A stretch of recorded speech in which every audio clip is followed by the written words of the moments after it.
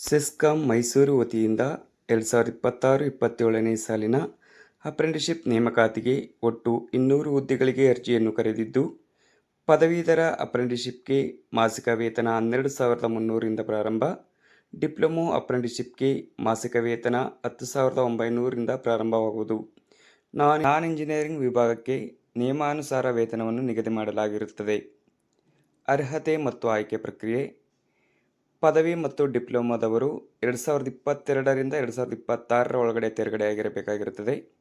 Engineering ವಿಭಾಗದಲ್ಲಿ civil, BA, BCA, BBA, BCom, BSc ಆಗಿರುವವರು ಅರ್ಜಿ ಸಲ್ಲಿಸಬಹುದು. ಆಯ್ಕೆ ವಿಧಾನ: ಅಂಕಗಳ ಆಧಾರದ ಮೇಲೆ ನೇರವಾಗಿ ಆಯ್ಕೆ ಮಾಡಲಾಗುವುದು. ಇದಕ್ಕೆ ಯಾವುದೇ ಪರೀಕ್ಷೆ ಇರುವುದಿಲ್ಲ.